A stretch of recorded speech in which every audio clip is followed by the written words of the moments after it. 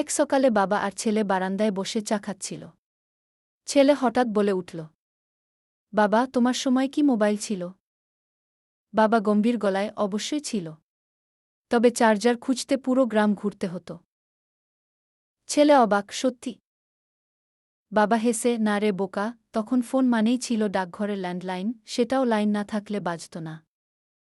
এরপর ছেলে স্কুলের হোমওয়ার্ক করতে বসেছে।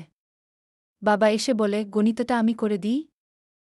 ছেলে খুশি হয়ে খাতা এগিয়ে দিল। 5 মিনিট পরে দেখে সব উত্তরেই বাবা লিখেছে, পরবর্তীতে বড় হলে বুঝবি। ছেলে চিৎকার করে, বাবা, স্যার যদি নম্বর না দেন? বাবা গর্বিত ভঙ্গিতে, নম্বর না দিলেও মাথা উঁচু করে বলবি, আমার বাবা করেছে। একদিন বাবা ফ্রিজ খুলে দেখল চকোলেট নেই। সন্দেহ ছেলেকে ডাকল, বল, চকোলেট কে খেল? ছেলে আত্মবিশ্বাসে, আমি না। বাবা ঠোঁটে দুধ লেগে থাকা দেখে বলল, তাহলে ফ্রিজে থাকা দুধটা কে খেল? ছেলে হাসি চেপে, ওটা তো আমি খাইনি। ওটা তো গরু খেয়ে গেছে। বাবা মাথায় হাত দিয়ে বলল, হায়রে জেনারেশন। আবার একদিন বাবা জিম করার সিদ্ধান্ত নিল। সকালেই দৌড়াতে গেল।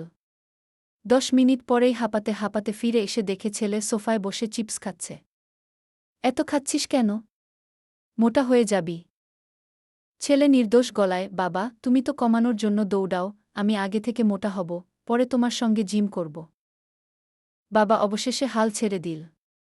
বলল, চল, আজ থেকে আমরা দুজন মিলে কমেডি শো খুলব।